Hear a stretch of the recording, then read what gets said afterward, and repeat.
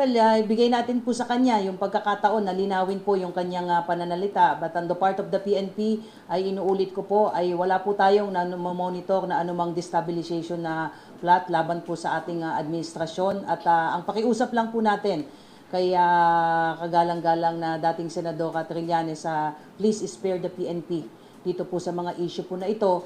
At nakafocus po tayo sa ating pagtupad ng ating mandato. At kanina nga po ay nagpunta yung ating Chief PNP sa PNP NCRPO, at we would like to share na mataas po ang moral po ng inyong kapulisan dahil po sa mga binibitawang pong panalita ng ating Chief PNP, at wala pong rason ang sino mga aktibong miyembro po ng PNP para lumahok po dito sa sinasabi pong destabilization plot. Uulitin po natin, wala po tayong namomonitor na anumang destabilization na plot, at the PNP will remain apolitical, at we will always uphold po yung ating konstitusyon.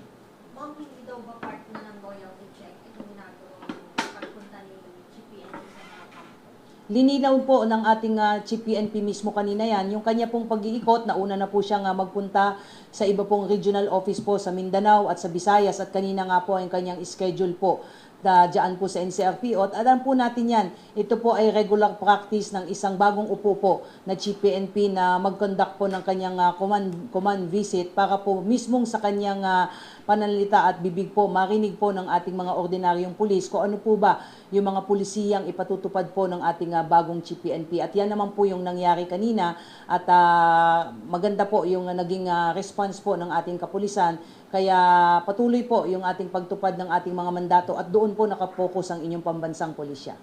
Ma'am, sakaling nga may maligaw na mga aktibong pulis at sumali na sa ganitong destabilization, anong pwede nilang kaharapin kaso?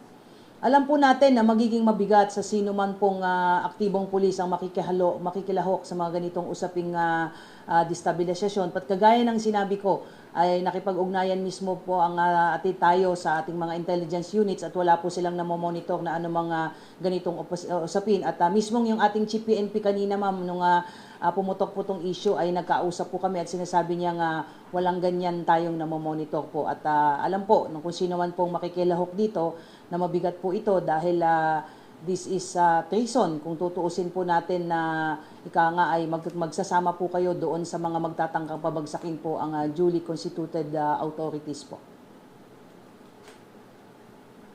Kung sa active colonel, wala. Sa mga retired, colonel. Sa ngayon po sir, ay gagaya ng nasabi ko po, ay wala po tayong anumang namomonitor po na anumang banta sa seguridad, but yung ating pong mga retired